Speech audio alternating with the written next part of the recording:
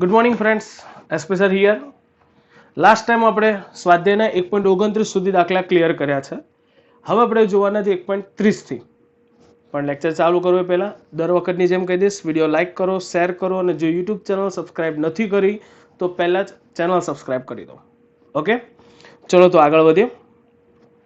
1.30 દાખલા નંબર, રકમ તમને સ્ક્રીન ઉપર દેખાય જ છે. બહુ ઇઝી દાખલા છે. હવે ચલો જોઈએ. 1.30 ની અંદર તમે જોશો તો શું દેખાય છે? પહેલા તો વેરી ઇઝી દાખલો. 12C પરમાણુનું દળ ગ્રામમાં ગણો. એટલે મારી પાસે જે 12C કાર્બન એનું દળ મારે શેમાં શોધવાનું છે? ગ્રામમાં. બહુ ઇઝી છે યાર. 1 મોલ પરમાણુની સંખ્યા થાય 6.022 ગુણ્યા 10⁻23. હું ગણતો નથી, ડાયરેક્ટ બતાવું છું. હવે 6.023 ગુણ્યા 10⁻23 હોય તો એને કહેવાય 12 ગ્રામ કાર્બન. જનરલી 6.022 ગુણ્યા 10⁻23 કાર્બન પરમાણુનું વજન આપણે લઈએ છીએ 12 ગ્રામ. તો એમાં રહેલા એક કાર્બન પરમાણુનું વજન કેટલા ગ્રામ થાય? બસ ખાલી ત્રિરાશિ મૂકો, જવાબ મળી જાય. અને દાખલો ના કહેવાય, મજાક કહેવાય, સરાસર મજાક. ચલો આગળ વધીએ. 1.31. 1.31 દાખલો. સપ્રેમ જાતે. બધામાં કેલ્સી ઘુમેડવાનું. જે આંકડા આવે એ આંકડામાં અર્થસૂચક અંક તમારે લખવાના છે. અર્થસૂચક અંક વાળો ટોપિક છે જ, આખો આપણે ચલાવેલો છે. એવું લાગે તો એકવાર રિપીટ કરી લેવો અને પછી ગણતરી કરી અને અર્થસૂચક અંક નક્કી કરી દેવા. ક્લિયર બધામાં?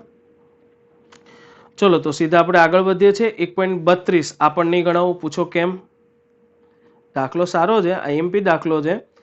3 આર્ગોનના 3 સમસ્થાનિક 3 આણ્વીય દળ આપ્યા છે અને પ્રચુરતા આપી છે. ભાઈ લાસ્ટ લેક્ચર જુઓ, પહેલો જ લેક્ચર સ્વાધ્યાયના દાખલાઓનો. ક્લોરીનનું નહોતું ગણાયું, એવી રીતે ગણવાનું છે. ગણાવું, જાતે ટ્રાય કરો યાર, કારણ કે તમે લોકો દાખલા નહીં ગણો તો ક્યાંથી આવડશે? ઓકે, સો 1.32 પણ હું તમને સપ્રેમ આપી રહ્યો છું. આગળ વધીએ જેના પછી 1.33. વાવ, ફરીથી આવે જુઓ આ દાખલો.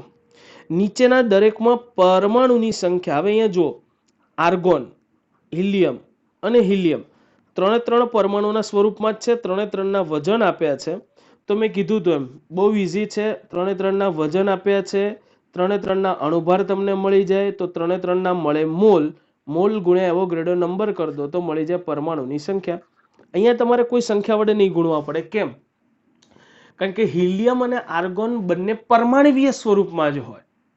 ક્લિયર? અણુ સ્વરૂપે ના, પરમાણુ જ હોય, સિંગલ પરમાણુ. સો પરમાણુ સ્વરૂપે જ છે તો સીધો જવાબ મળી જશે. ઘણું આવડશે. હા, એમ આવડવું જ જોઈએ. આર્ગોન છે, હિલિયમ છે, બંને. હવે આર્ગોનનું પરમાણવીય દળ વેઇટ, આર્ગોન છે ને, આર્ગોનનું થશે 40. Helium, neon, argon. હા, આર્ગોન 40. હિલિયમનું થશે 4.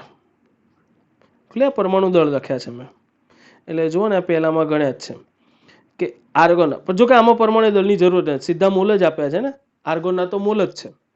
આર્ગોનના મોલ આવી રહ્યા 52 મોલ. 52 મોલ જ છે તો 52 મોલ, 1 મોલમાં આટલા, તો 52 ગુણ્યા એવોગાડ્રો અંક જ કરવાના, એટલે એના તો પરમાણુ સીધા મળી ગયા. અને 52U હિલિયમના આટલા પરમાણવીય દળમાં કેટલા હોય?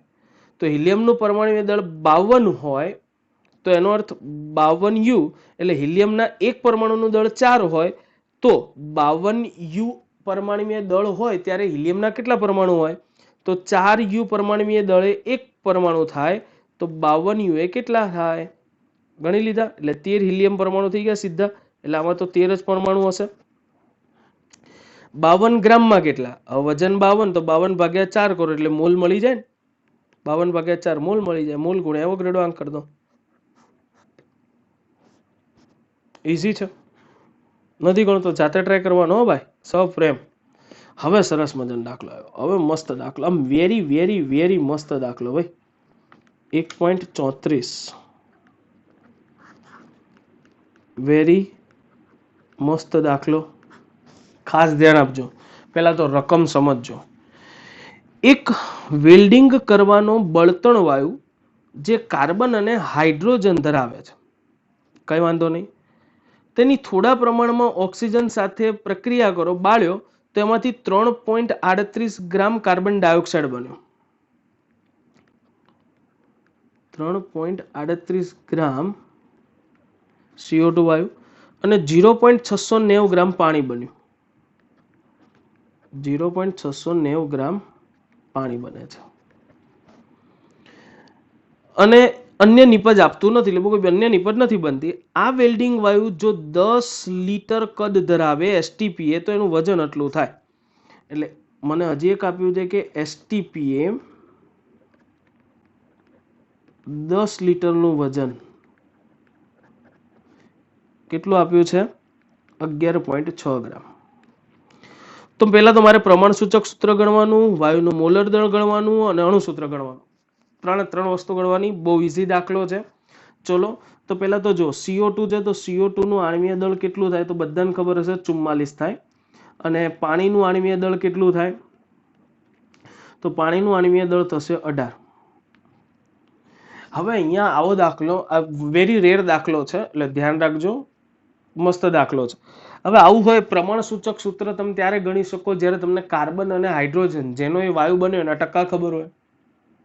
હવે અહીંયા આપણે એવું સ્વીકારી લઈએ કે આપણી પાસે જે વાયુ હશે એનું સંપૂર્ણ દહન થઈ જતું હશે. વાયુ પ્લસ ઓક્સિજન સંપૂર્ણ દહન થઈને બનતો હશે કાર્બન ડાયોક્સાઇડ અને પાણી. તો આપણી પાસે જે વાયુ કે જે પદાર્થ છે એમાં રહેલો દરેકે દરેક કાર્બન હવે કયા સ્વરૂપમાં છે? કાર્બન ડાયોક્સાઇડ સ્વરૂપમાં. અને આમાં રહેલો જેટલો પણ હાઇડ્રોજન હતો એ કયા સ્વરૂપમાં છે? પાણીના સ્વરૂપમાં. તો જો હું આ CO2 બન્યું એમાં રહેલા કાર્બનના ટકા ગણી લઉં, આમાં રહેલા હાઇડ્રોજનના ટકા ગણી લઉં, તો આ જે પણ ટકા મળવાના એ સીધા શેમાં હશે? વાયુમાં રહેલા કાર્બન હાઇડ્રોજનના ટકા થઈ જાય. તો સૌથી પહેલા કાર્બન અને હાઇડ્રોજનની ટકાવારી, કાર્બન હાઇડ્રોજનની ટકાવારી ગણવી છે. હા તો કઈ વાંધો નહીં, મને એ ખબર હતી. જો 44 ગ્રામ CO2 હોય ને તો એમાં 12 ગ્રામ કાર્બન થાય, કારણ કે આપણે આણ્વીય દળ ગણતા હતા તો એમાં 12 ગ્રામ હતું ને. તો અહીંયા એવું કહી શકાય કે 44 ગ્રામ CO2 માં 12 ગ્રામ કાર્બન હોય. પણ અહીંયા વાયુનું દહન કર્યું હતું ત્યારે કેટલું ઉત્પન્ન થયું હતું? 3.38 ગ્રામ. તો 3.38 ગ્રામ કાર્બન ડાયોક્સાઇડ બન્યું હોય તો એમાં કાર્બન કેટલું હોય? ચલો તો અહીંયા મારે થશે 3.38 ગુણ્યા 12 ભાગ્યા 44. હાલ પૂરતો હું ડાયરેક્ટ જવાબ લખું છું 0.9217 ગ્રામ કાર્બન. ઓકે. અને સેમ આવી જ ગણતરી આપણે હાઇડ્રોજનની કરીએ છીએ કે 0.690 ગ્રામ પાણીમાં 18 ગ્રામ પાણી, આપણે આણ્વીય દળ 18 ગણતા તો તેમાં હાઇડ્રોજન 2 ગ્રામ હોય ને, તો 18 2 ગ્રામ હોય તો 0.690 કેટલા? આ જ રીતે ગણતો નથી, હું સીધા જ લખું છું. તો હાઇડ્રોજન માટે સીધું જ દળ મને 0. કેટલું મળી જાય છે? 0.0767 ગ્રામ. અરે સોરી, આ શું આવી ગયું ભાઈ? ખૂબ બંધ થઈ ગયા. ચાલ પાછું આવ્યું.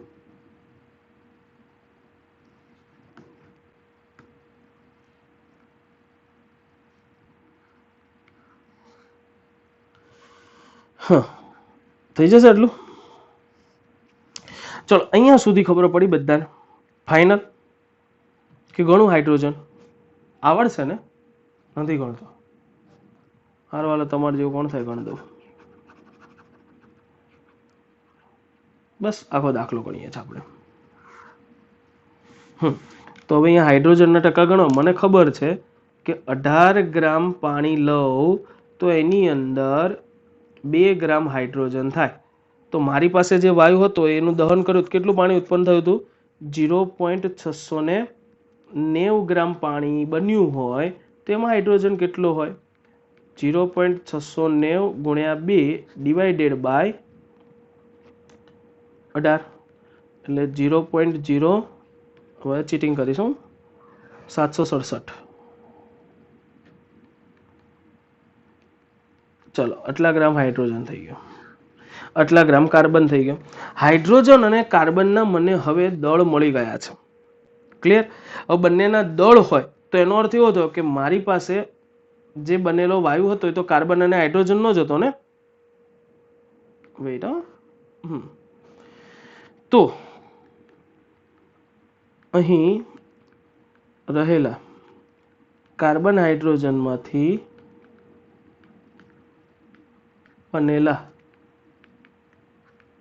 વાયુનું દળ ઇઝ ઇક્વલ ટુ કાર્બનનું દળ પ્લસ હાઇડ્રોજનનું દળ. લખી શકાયું? કાર્બનનું હતું 0.9270 અને આ હતું 0.0767. કેલ્સીનો ઉપયોગ નથી કરતો, સીધો જવાબ લખું છું. કેટલો આવે છે? 0.9984.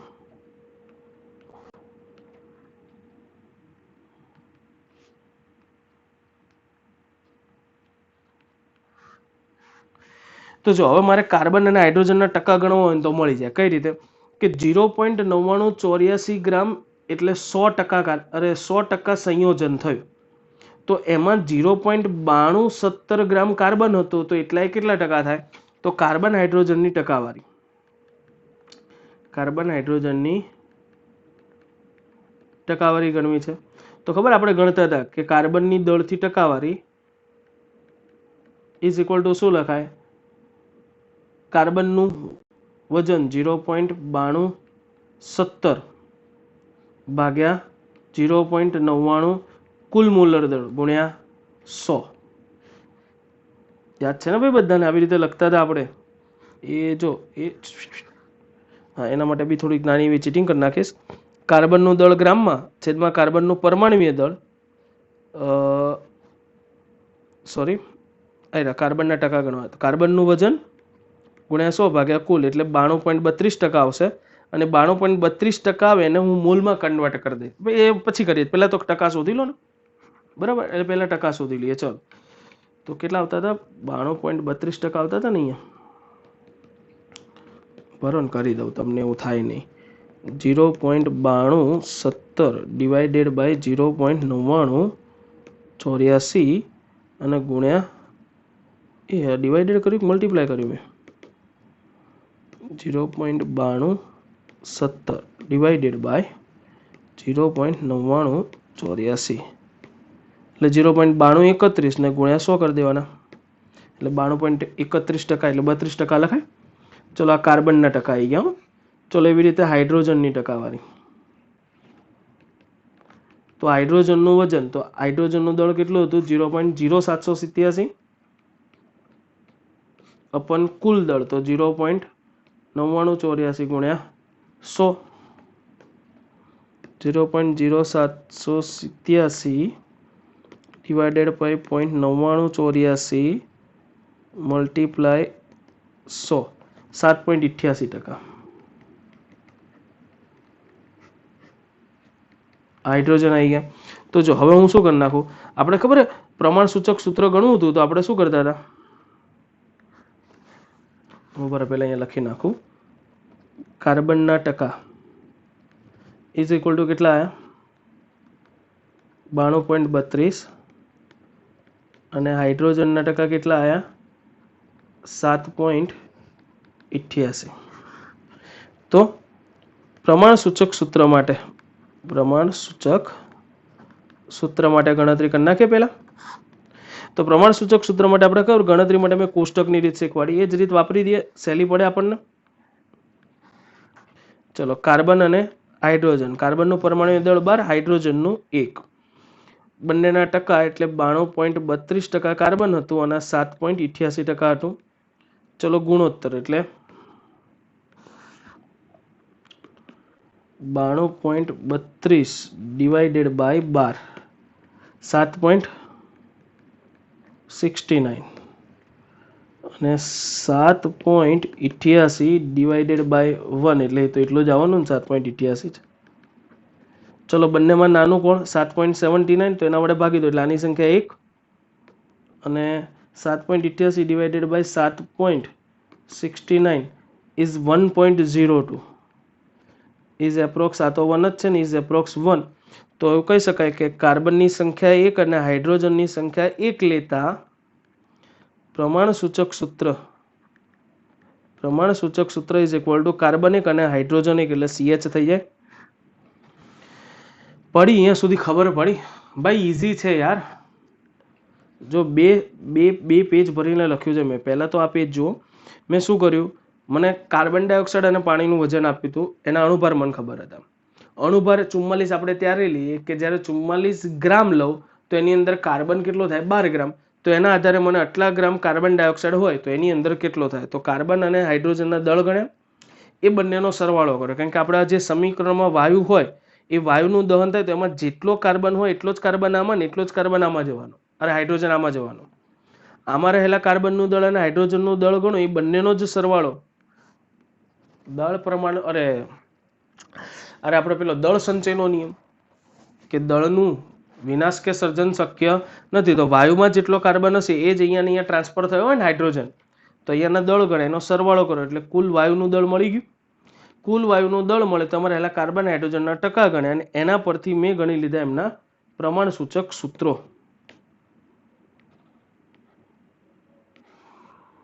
એ આપણે ગણે પ્રમાણ સૂચક સૂત્ર.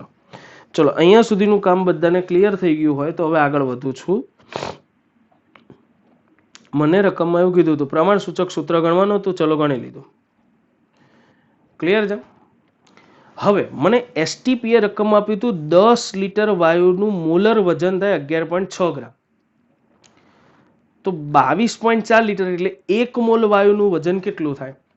તો જો હું હવે ગણતો નથી અહીંયાના સ્ટેપ હું અહીંયા મેં બતાવી દઉં છું ડાયરેક્ટ કે એસટીપીએ મને રકમમાં જ આપેલું છે કે 10 લિટર હોય ત્યારે મોલર દળ કેટલું થાય 11.6. તો 22.4 લિટર. કેમ 22.4 લિટર લીધું? 1 મોલ વાયુ હોય, 1 મોલ આખો, તો 1 મોલ હોય ત્યારે કેટલું? તો 22.4 ગુણ્યા 11.6 ભાગ્યા 10 એટલે કેટલું આવશે? 25.98 એટલે એને 26 ગ્રામ લખાય. તો 26 ગ્રામ વાયુનું મોલર દળ થઈ જાય, આણ્વીય દળ. કારણ કે મેં આ કેટલા માટે ગણ્યું હતું? 1 મોલ માટે ગણ્યું હતું ને.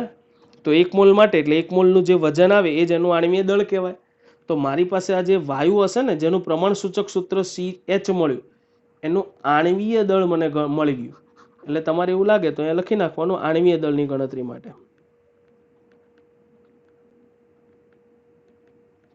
તો આણ્વીય દળ ગણવા માટે આપણે શું કરી નાખ્યું કે 10 લિટર કદ હતું ત્યારે મોલર દળ હતું 11.6 ગ્રામ. તો 1 મોલ એટલે 22.4 લિટર હોય ત્યારે કેટલા? તો એ મને મળી ગયું છે 26 ગ્રામ. ધેરફોર 26 એનું આણ્વીય દળ થઈ જાય, molecular weight. Clear? Molecular weight હોય, પ્રમાણ સૂચક સૂત્ર હોય તો આના પરથી સૂત્ર દળ મળી જાય ને. કાર્બન 12 ને એકાએક 13 થઈ જશે. તો નંબર n શોધવો હોય તો મેં શીખવાડ્યું હતું અણુભાર ભાગ્યા સૂત્ર દળ. અણુભાર છે 26 ભાગ્યા 13, 13 દુ 26, તો n બરાબર 2 લઈ લઉં, 2 વડે ગુણી નાખું તો બોલો અણુ સૂત્ર લખી શકું C2H2. આઈ જો નંબર n ગણ્યો, ગુણી નાખો, પપ્પુ જેવો દાખલો. એ ડન. આવડશે ને? ઇઝી ગણતરી છે. ચલો તો 1.35. હવે લગભગ આપણે દાખલાઓના એન્ડિંગ પર છીએ, હમણાં પતિ પણ જશે દાખલા આજે. 1.35 આ પણ સરસ દાખલો છે. કેલ્શિયમ કાર્બોનેટની જલીય HCl સાથે પ્રક્રિયા કરી અને CaCl2 કાર્બન ડાયોક્સાઇડ બન્યું, સમીકરણ આપ્યું છે. ફાયદો કેમ? સમીકરણ મને આપી દીધું છે. ઘણી વખત સમીકરણ નહીં આપેલું હોય. HCl તેમાંથી બને છે CaCl2 કાર્બન ડાયોક્સાઇડ અને પાણી.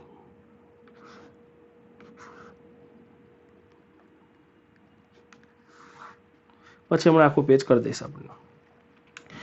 25 મિલી 0.75 મોલર HCl સાથે સંપૂર્ણ પ્રક્રિયા કરવા CaCl3 નું વજન કેટલું છે? મોલ કન્સેપ્ટ પર આધારિત દાખલો, મસ્ત દાખલો, આખો મોલ કન્સેપ્ટ પર આધારિત છે. પેલા મને શું કીધું છે?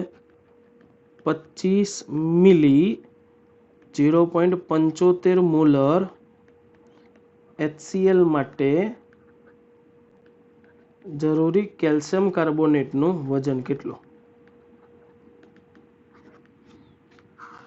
ચાલો હવે જ્યારે આવું ગણવાનું થાય ને ત્યારે સૌથી પહેલું કામ તો શું કરવાનું? રકમ છે. સમીકરણ હું એકવાર લખીશ અહીંયા. CaCO3 plus HCl it gives CaCl2 plus carbon dioxide plus પાણી. મને જો સમીકરણ પરથી એવી ખબર પડે કેલ્શિયમ કાર્બોનેટ 40, 12 અને 48 એટલે 100 થશે. 100 ગ્રામ CaCO3 હોય ત્યારે HCl નું આણ્વીય દળ સંતુલિત કરશો તો એ 2 વડે ગુણવા પડશે તમારે. હો, ક્લિયર? સંતુલિત કરેલું હોય તો એમાં HCl કેટલું જોઈએ? HCl નું થાય હાઇડ્રોજન 1 અને ક્લોરીન 35, 36.5. 36 દુ 72 ને 73 ગ્રામ. એટલે 100 ગ્રામ કેલ્શિયમ કાર્બોનેટ 73 ગ્રામ HCl નું તટસ્થીકરણ કરી શકે અને આ બધું બનાવે.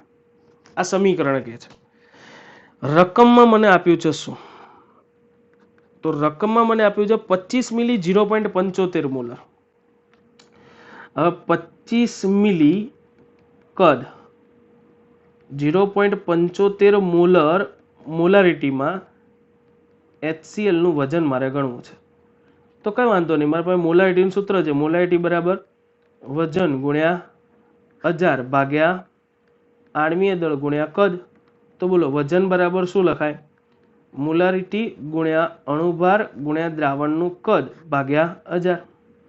ચલો મૂકી દો. મોલારિટી કેટલી આપી હતી? 0.75. આણ્વીય દળ કેટલું થાય HCl નું? 36.5. કદ કેટલું હતું? 25 મિલી ભાગ્યા 1000. તો મને સીધું HCl નું વજન મળી જશે. ધ વજન ઓફ HCl. ચલો ગણી નાખીએ આપણે અહીંયા કેલ્સીમાં. 0.75 ગુણ્યા 36.5 ગુણ્યા 25 ભાગ્યા 1000. 0.684 હતું ને? હા, આ વજન થઈ ગયું. તો હવે જો મારે કરવાનું શું છે? ખાલી રકમ પરથી, રકમમાં મને શું કીધું છે કે મારી પાસે HCl કેટલું છે? 0.684 ગ્રામ. તો આ કેટલું જોઈએ? મળી ગઈ ત્રિરાશિ કે ભાઈ 73 ગ્રામ HCl નું તટસ્થીકરણ કરવા 100 ગ્રામ CaCO3 જોઈએ. તો 0.684 ગ્રામ HCl ના તટસ્થીકરણ માટે કેટલું જોઈએ? 0.684 ગુણ્યા 100 ડિવાઇડેડ બાય 73 ગુણ્યા 100 ડિવાઇડેડ બાય 73. 0.9375 0.9375 ગ્રામ CaCO3 જોઈએ. પેમ્ફલેટ કે બીજા કોઈ મટીરિયલમાં ગણ્યો હશે એના કરતાં ઇઝી પડશે. પહેલા ગણતરી આ કરવાની, રકમ લખી ગણતરી કરી આ, એના પછી સમીકરણ પરથી આપણે આવું કહી શકીએ.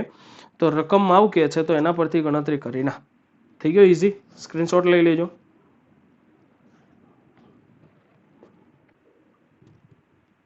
વેઇટ, સ્ટીકી નોટ્સ ગાયબ થઈ ગઈ છે, હમણાં આવી જશે. ચલો હું પહેલાં તમને સામે બતાવી દઉં. આવી ગયું 0.9375. વેઇટ,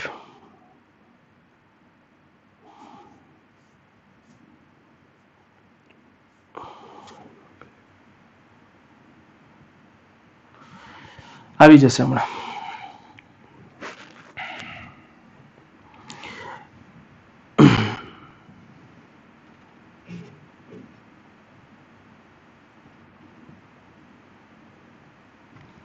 વધારે છે એટલે લોડ લેશે પણ આવી જશે. ટેન્શન નોટ, નક્કો ટેન્શન નક્કો. ચલો આપણે જેની જરૂર નથી એને જવા દઈએ છે.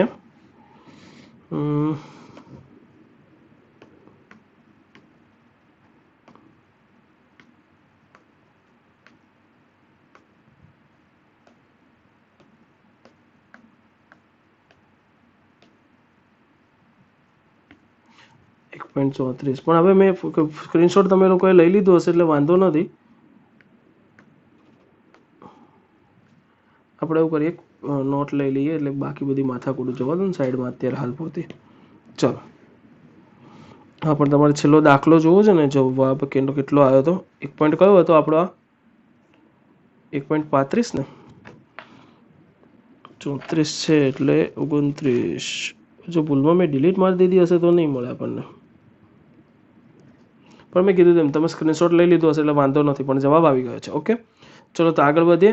આ ચેપ્ટરનો છેલ્લો દાખલો 1.36.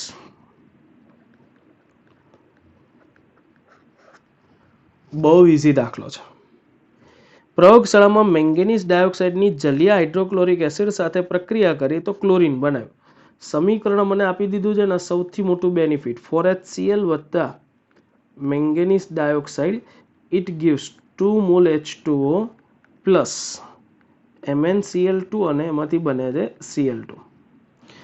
5 ગ્રામ મેંગેનીઝ ડાયોક્સાઇડ સાથે HCl ના કેટલા ગ્રામ પ્રક્રિયા કરે? એટલે સૌથી પહેલું કામ આ સમીકરણ લખો ને તમે એટલે બધું ખબર પડી જાય. 4 HCl એટલે 4 ગુણ્યા 36.5 ગ્રામ HCl હોય ત્યારે મેંગેનીઝ ડાયોક્સાઇડનું વજન આણ્વીય દળ થાય 87 ગ્રામ મેંગેનીઝ ડાયોક્સાઇડ પ્રક્રિયા કરે છે. રકમ શું કહે છે? રકમ એવું કહે છે કે જો આ 5 ગ્રામ હોય તો આ કેટલા જોઈએ? બોલો, પતી ગયું. 5 ગુણ્યા 36.4 ગુણ્યા 5 ગુણ્યા 4 અપન 87. બોલો, ખાલી એટલું કરશો જવાબ મળી જશે. આ લોકોએ કંઈ નહીં, ખાલી શું કર્યું, પેલા મોલ ગોત્યા, મોલના આધારે ગણ્યું. આપણે આવું બધું નથી કરવાનું. મેં કીધું એમ રકમ લખવાની, સમીકરણ પરથી હું આ કહી શકું. રકમ મને આવું કહે છે એટલે આપણે ગુજરાતીમાં એક નાનો એવો મુદ્દો લખી દેવાનો. શું કે આમ કહી શકાય કે 87 ગ્રામ મેંગેનીઝ ડાયોક્સાઇડ સાથે 36 કરી જ નાખીએ. 36.5 ગુણ્યા 4 કરો તો 146 ગ્રામ. 146 ગ્રામ HCl પ્રક્રિયા કરે તો આપણને કેટલા કીધા હતા? 5 ગ્રામ મેંગેનીઝ ડાયોક્સાઇડ સાથે કેટલા ગ્રામ પ્રક્રિયા કરે? તો 5 ગુણ્યા 146 ભાગ્યા 87. 5 ગુણ્યા 146 ભાગ્યા 87 8.39 એટલે 8.4 જવાબ આવી ગયો. ક્લિયર? તો આ સાથે આ ચેપ્ટર અહીંયા પૂરું થાય છે. હવે આપણે નવું ચેપ્ટર ચાલુ કરવાના છીએ, પણ આજે રાખીએ છીએ અહીંયા સુધી. બાકી ટુ બી કન્ટિન્યુ નેક્સ્ટ ટાઈમ. ઓકે, ચલો બાય.